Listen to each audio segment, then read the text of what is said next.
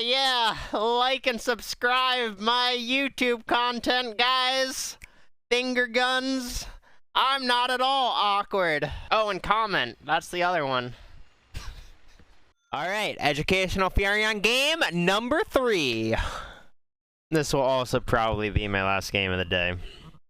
As I've said in the other 2 Furion games, this is my go-to Furion build. I actually do it like every game. I think this is the most damage efficient build to do. It just gives you a lot of tankiness with the Fairy Fires, Tangos, everything. Or the Tangos are the only region that you really need in lane. They picked Weaver against Furion. In my opinion, Furion lanes incredibly well against Weaver. Witch Doctor is kind of annoying because of Cask stunning your trees for 4 seconds, but I mean, it's whatever. We'll make it work. Something you should note when playing Furion, when you're against ranged cores, because they don't have the innate damage block that melee heroes have, it's a lot better to harass ranged carries with your treants throughout the laning stage, because they do full damage, especially on like the lower armor range heroes. Weaver isn't too high armor, so I'm pretty sure like if my Blightstone is on him, he's down to like 1 armor or something. We can check that out. Weaver has 2.3 armor, so realistically Weaver's gonna have like 3 armor in lane, because I'm assuming he's gonna have like 5 agility or something, so he'll probably be about 3 armor, but Blightstone puts him down to 1 armor, and only having 1 armor and being a ranged hero, you take quite a bit of damage from treants, so yeah. That is kind of why I don't think Weaver is very good against Furion, because you can just hit him a lot, harass him a lot, make him feel bad about himself, and it's not a Ghost Scepter trick, Marius. It's a Sprout trick. Anyways. Wait, I don't know why I'm putting my treants here. I should be either scouting or checking for the mid ward. 30 seconds to battle. We have a ward here. Yes. So we found their ward with our treant scouting. En route. As I explained in the other educational video, they if you put your treants behind this tree, the tower does not naturally have vision there. So if the tower attacks your treant, then you know that they have by hidden paths. You know that they have vision. Arise. Look at it go. Naturally. Summoning trees to block the wave, as always. It's never a bad thing to do. So I go. So I did say that like we want to aim to hit the Weaver with our trees when possible, but like that's not we still want to like CS early on, deny with our trees and everything. That's the 4-second stun that I was talking about. Annoying as hell, but still fine. When the Weaver comes this far up away from his tower, that is when we're gonna kind of center trees on him and make him regret leaving tower.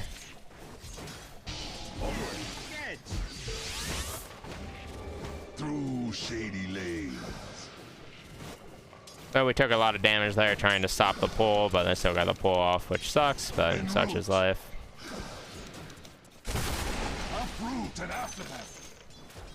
I'm not going to use my last Tango here because I'm going to be cycling when I hit level 2. And I can cycle safely.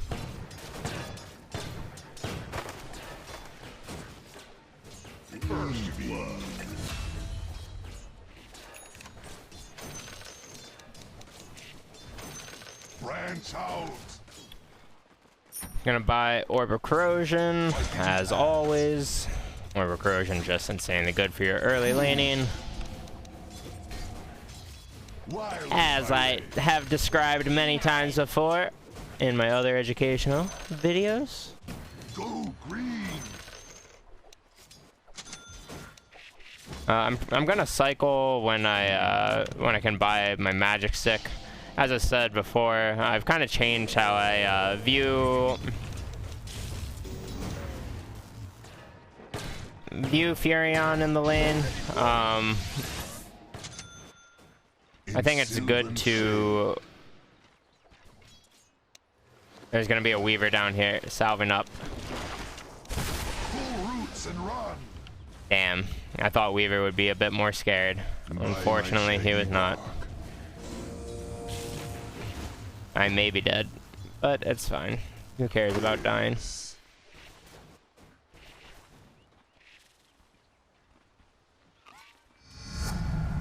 I mean, I should be dead right now, but he just kind of gave up. Naturally.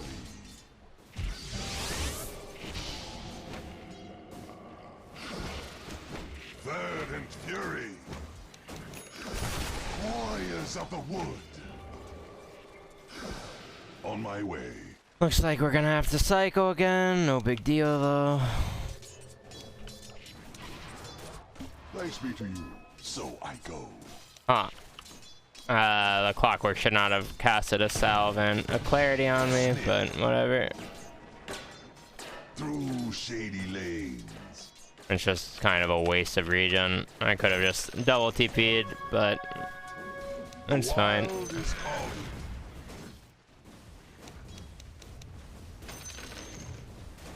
on. Attack.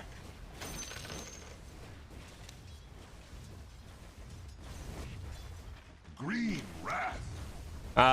Ideally we have a sentry in lane here, but Yeah. they already countered our one sentry and Clock didn't bring another one down, so we just have to kind of deal with not having a sentry against Weaver. Not having a sentry against Weaver in lane is like really detrimental to the lane, but as long as we're not just feeding, we're kind of chilling right now. No big deal.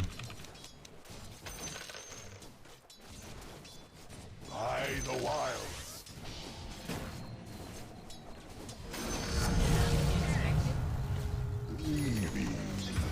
Clock's feeding, but can't do much about that. I'll just take a cutting. I'm just gonna push in the wave. I'm expecting to cycle soon, so I don't want to miss too many creeps. In sylvan shade.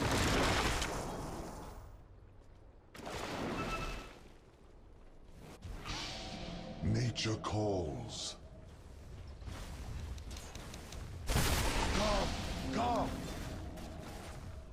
So I go.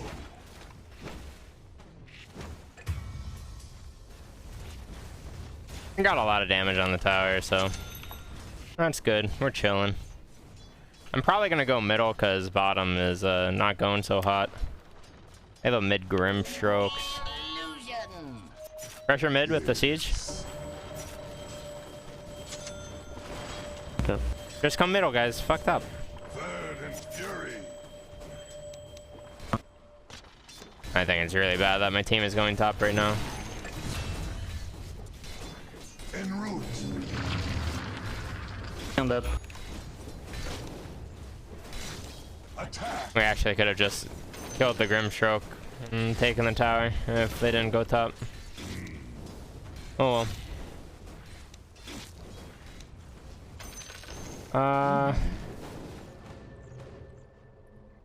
Your bottom tower is under attack. Yeah, this game is not going too hot. But it's alright. We're a Furion. We'll make the game work. You don't always have to have a snowbally laning Sage. Dire structures are fortified. Radiant structures are fortified. By my shaggy bark. So because our lane didn't really go as well as we would have wanted at bottom, for various reasons, I'm trying to be a lot more active on the map early on. So I tried making a play with our 5-minute siege. Team obviously ignored us, so On my way. not much you can really do about that. But usually when your lane goes worse on Furion, you want to start applying pressure sooner than later, because if you can break down the lanes and make the enemy team react to your aggression, rather than, you know, just hitting jungle or whatever. You basically are making the enemy team lose farm a lot quicker. So like, while you are kind of giving up your own farm in a sense, like, you know, by trying to create that pressure, it's still just good to try and like break down the lanes and, you know, take that, or like try and pressure the enemy tower with the early siege creeps and stuff if you're able to, which we definitely were able to, but again, my team just did not listen. So I mean, it's whatever, such is life. No worries. The wild is calling. Now that we have ult, I'm gonna be looking at other lanes a bit more. I'm just gonna ult bottom, see what happens top.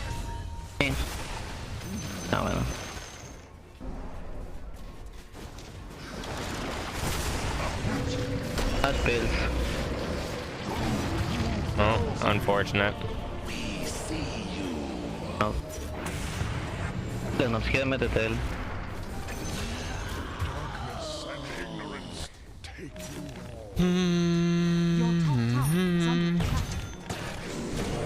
Such is life though. Grimstroke ended up dying, so it honestly ended up being fine. Ricky's getting a lot of kills. We take these, we take these. Since Grim's dead, and I really don't want to go bottom against the Weaver, I'm just going to TP mid, see if I can pressure the tower here. A bit of green. For the trees. Come here. Nice. Nature's ferocity. I'm just going to hit the tower as much as I can. We know Grimstroke's going to be TPing in, so I'm just trying to use my treants for as much tower damage as possible before the Grimstroke even gets here, because my treants will just melt to the Grimstroke anyways. Looks like we got it. Hooray! Finally got the objective that we were looking for.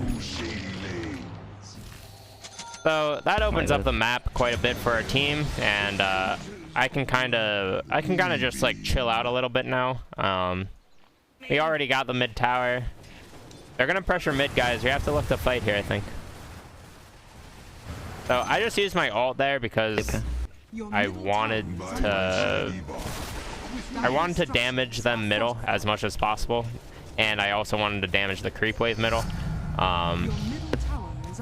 so we could kill the siege creep or make them tank the tower like they're having to do right now. Now that they can't tank the tower, siege creep dies. We are happy.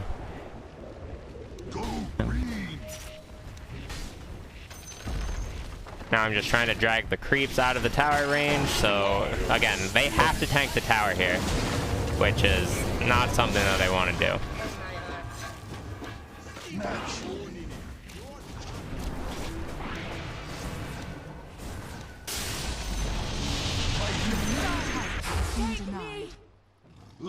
So we forced them to have 5 heroes middle by doing that, doing what we did there, and even though they still got the tower, we got the tower deny and we got a return kill for it, and we slowed down the push. So basically, all of that is just good in the long run, because our goal for this game is pretty much open up the map for Ricky as much as possible, because Ricky will just straight up 1v5 this game, like super easily. On my way. And Ricky has already had like a pretty decent game. Like, as you can see, he's close to his Battle Fury already, so you know, we're chilling. And now I can just kind of like calm down a little bit, hit Ancients, farm it up, work towards our Orchid. Even though we haven't really had a great laning stage, unfortunately Ricky died there, but such is life. Actually gonna wait to send the courier until I have dust.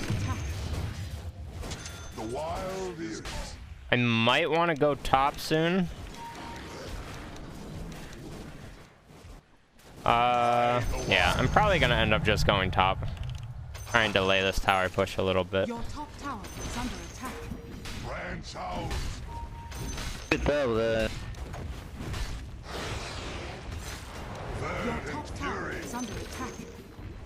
So I'm just again, I'm just trying to delay the tower push. I'm not really here to like get every CS or anything. I'm just kind of coming up here to stall and try and make the enemy team do something stupid to like dive me or something. I don't know what this guy's doing. He's being a goober, that's what he's doing.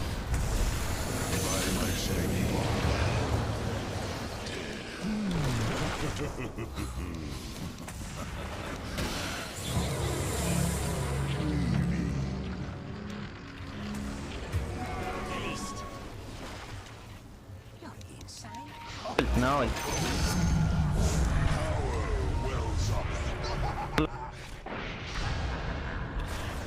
So I go.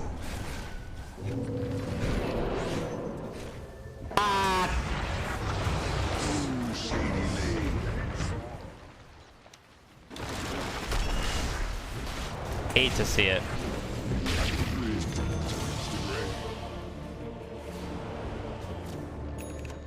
We kind of just chased, like... We kind of chased way too far there. And then they chased it way too far. I mean, again, like, I was just coming up here to delay the push. Like, the play that we made was fine. My entire team, or not my entire team, my 3 non-Riki heroes smoked towards top as soon as I TP'd up there, so they were able to be ready for the aggression that the enemy team was gonna make, which again is a fine play. But then, like, we overextended after like the first.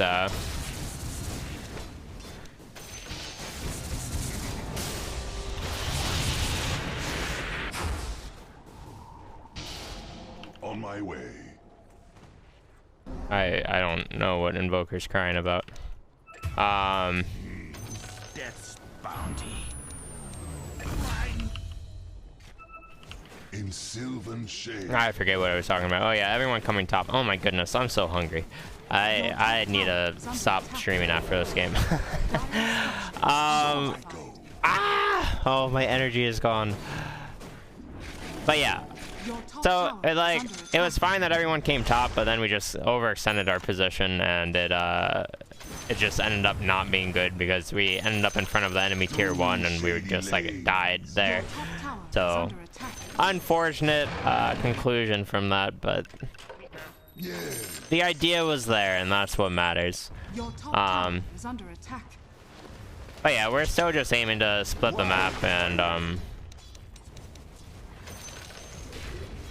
keep our safe lane tower alive for as long as possible. We can also pressure the bottom T1, but it's kind of hard to pressure the Weaver right now because the Weaver is quite strong.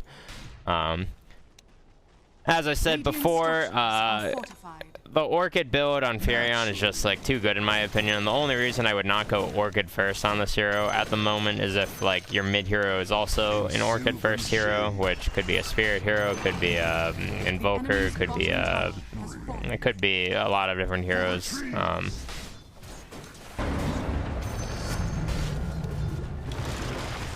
route.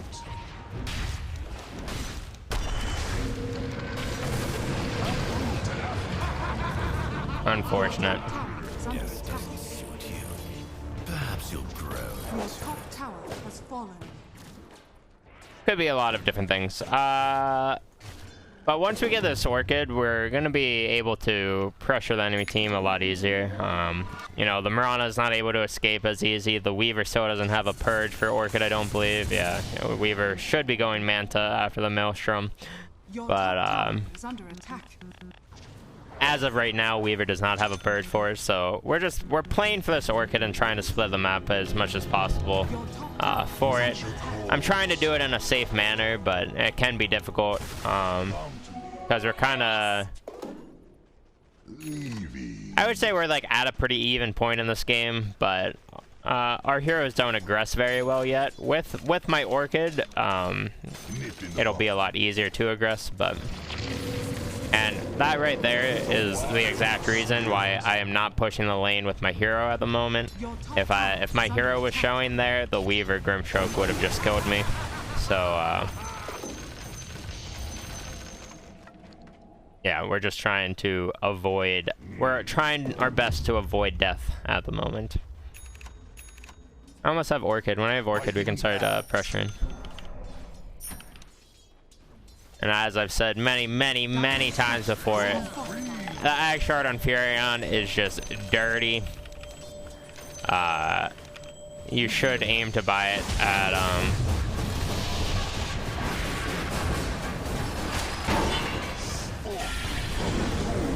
perfect timing. Perfect timing. We got the Orchid on the Weaver before we died. But the Ag Shard is just so good on Furion. You should actually buy it on 20 minutes, like every single game, if at all possible. And every game it should be possible to buy it at 20 minutes. Well, I mean, I'm not gonna buy it at 20 minutes this game, but you know, you get what I'm saying. With my first 1400 gold after 20 minutes, I am going to buy it, but I'm not gonna not buy my Orchid so I can purchase the Ag Shard at 20. I'm sure you guys understand what I mean. You don't need me spoon feeding this for you. Maybe you do. I don't know. We see some action top, so I'm just gonna ult bottom. Hopefully my ult makes it up there. My ult did not make it up there.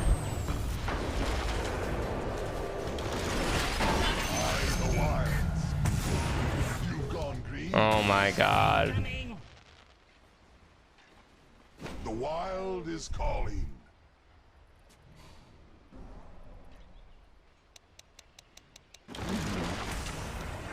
The blind sprout.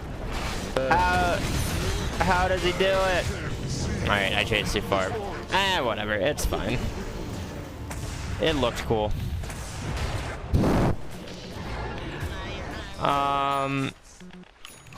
Alright, now that we have our Ag Shard, splitting the map is a lot easier because our greater treants are just impossible to deal with. So, because we aren't having a very good game so far on Furion, I'm actually just gonna be sitting in trees a lot, casting sprouts, and just funneling treants down lanes until I get reactions out of the enemy. And then when we get those reactions out of the enemy, that's going to be the indicator for my team to like know that we're strong and we're able to group up on the other lanes and, you know, try and get good picks off. Again, I've said this before, but when you have I believe it's called the Shroom Thing cosmetic, you can't tell the difference between greater treants and small treants by looking at them. And knowing Valve, it'll take them forever to fix this cosmetic bug because, yeah, it's just whatever. It's like a 10-cent cosmetic. You may as well use it. On my way. Because at this point, it's just a disadvantage to not use it.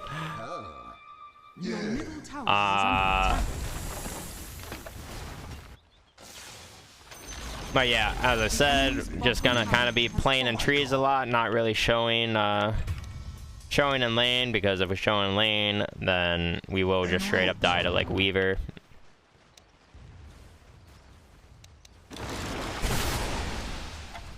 In sylvan shade.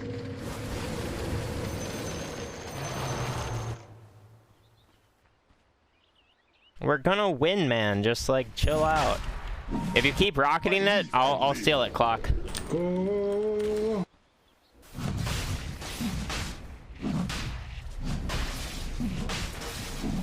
Just keep rocketing it. I got it. My hidden paths.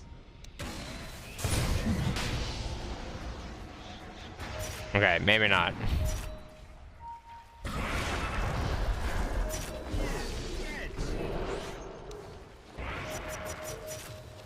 Nature's ferocity.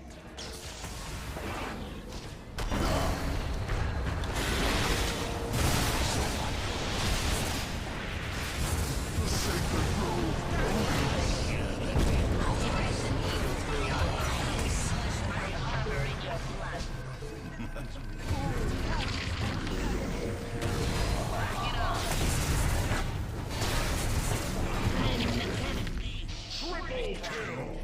Alright, well, that didn't work out very well. I probably should have just continued split pushing bottom.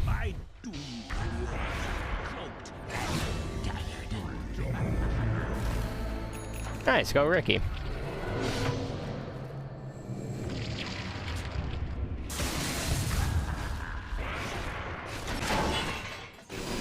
Oh, baby. Your top tower is under attack. We can Roche after? Go, go.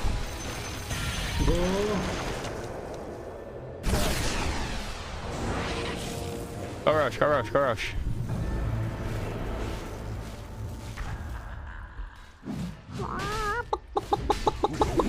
Your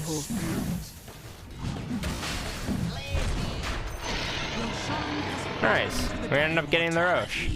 Perfect. Flawless. That was exactly what I thought was going to happen with the entire chain of events. But yeah, so we contested Roche, which was basically our main goal with like everything that happened there.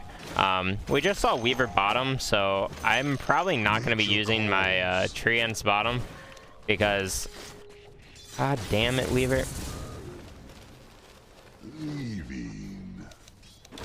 Because Weaver deals with us really well and our split push. So again, the main heroes that we're kind of trying to avoid. I mean, hell, we're trying to avoid like everyone on the enemy team except maybe like Murano Witch Doctor.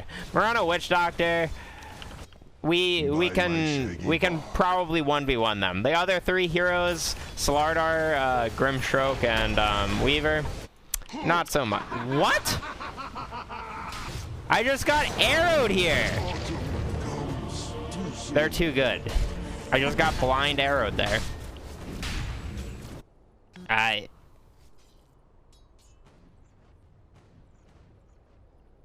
They got me. I mean, realistically, I should have gotten out of top a lot sooner. Like, as soon as I saw the Slardar Grimstroke here, I probably should have gotten out of top. At least at the higher MMRs, players start, like, assuming that you are in trees and stuff as Furion, because at this stage in the game, they know how weak I am. I truly cannot do very much on my own here. And even with my team, like, until Ricky gets to a point that he's ready to just, like, straight up 1v5, like, the game is a bit rough. So they're going to be consistently looking for me in trees and stuff. But like, eventually we'll get to a point that we're fine. But until then, it's just split push away, baby. Keep on splitting. Split, split, split. In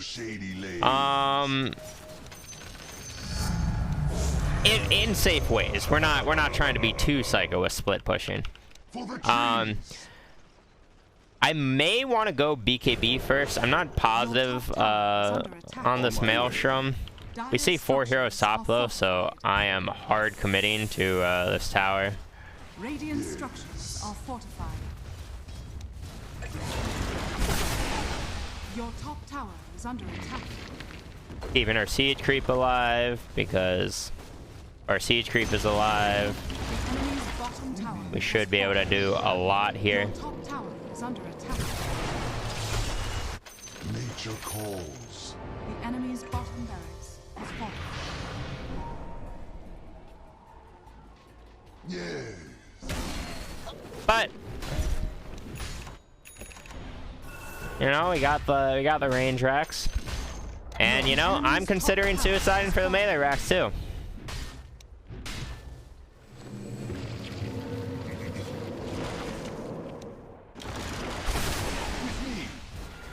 Radiant structures. Because why not? Am I not even dead and it's still... Woo! Still got it! Let's go, baby! Didn't even die. And that's what we call everything coming together. With a wild spirit. But yeah, So when you're playing Furion, one of the most like that was a psycho play. Don't get me wrong. That was an absolute psycho play. I went into that play thinking I would die, but I was like 99% sure I would get the melee racks even if I did die. But something you can always do as Furion is you can TP into these trees or like these trees here or these trees over here, and you can just summon trees without ever showing your hero and just slow siege buildings with I mean greater treants do 108 damage per hit. Like, it is absolutely absurd how much damage you can get on buildings without the enemy team like really getting anything out of you. So kind of when you're playing behind, which I have been playing behind. Maybe my team isn't playing behind because my Riki is at the point that he's actually just killing everyone. They don't even need me to win fights at this point. But so that's why I'm just kind of like splitting the map, pressuring. But when you're kind of playing behind, this is the most annoying thing you can do for the enemy team. Is so like while they just lost a team fight, basically, they're just getting split pushed and they're losing their base and shit.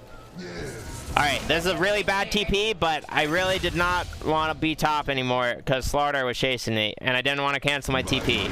Ah!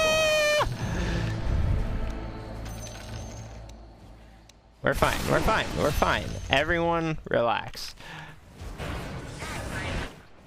And now Weaver is top, but I'm just gonna come back top because now we are out of the danger zone.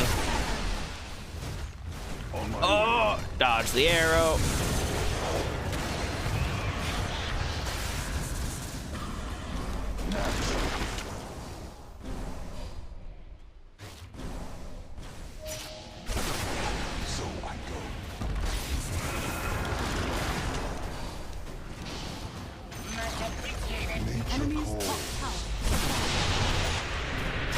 Alright, so we forced Grimstroke to TP in. I'm just gonna go middle now. Keep the pressure going.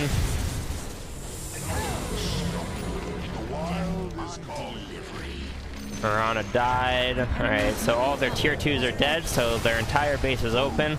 With my next TP, I'm gonna be looking top because we know this melee Rax is pretty low. And they don't have backdoor protection right now. So I'm just gonna try and be as annoying as humanly possible, force them to keep reacting to us. I'm not really oh, we actually did get the melee Rax. I wasn't expecting the melee Rax to actually die there, but since it did die, you know, beautiful silver lining. So since I got the Maelstrom, I'm just gonna finish the Gleipnir. Gleipnir is just insane on Furion. The natural build-up is really good. Honestly, no, I shouldn't just go straight for Gleipnir in this game. We're like too far behind. I normally do think the Orchid into Gleipnir build is really good, but there's so many other things you need this game, like a BKB. If I get a BKB, then I can split push like super easily, without too much threat of dying. So while I'm kind of like farming around, I'm thinking about TPing to top to create trees like this entire time. So we saw 2 heroes bottom right now, so I'm just gonna TP up here and cast some trees on this because they don't have backdoor protection, and this is just gonna die. Nothing they can do. So now that we have 2 full lanes of side lane racks, just gonna kind of sit here for a bit. Still looking around, biding my time. Looks like they finally did get Riki, but it's okay. So they're chasing out of base like quite hard, so I'm just gonna do this. Radiant structures are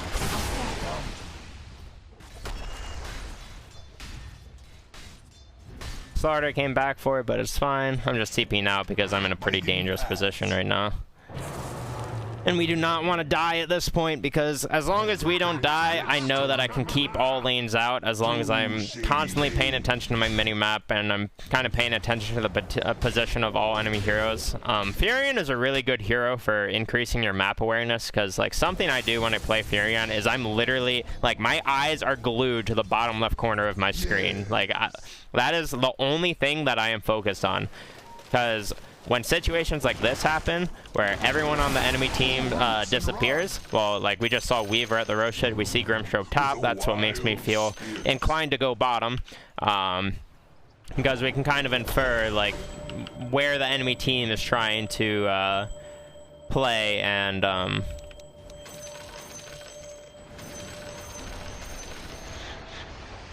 Green Wrath.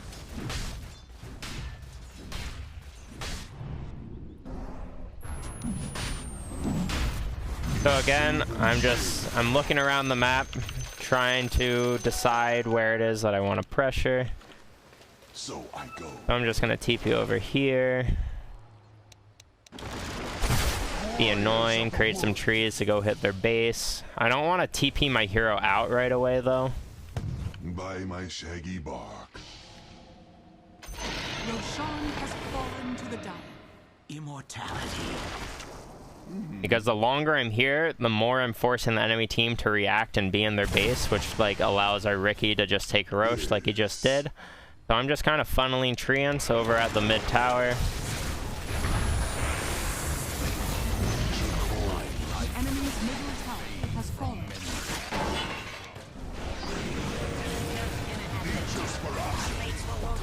And beautiful duh. The enemy's middle tower now have lain.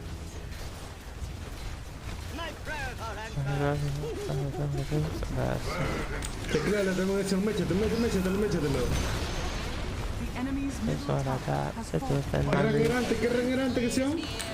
But The enemy's middle tower has fallen. yeah. That's Furion. When you're kind of playing from behind. And you're not just super snowballing.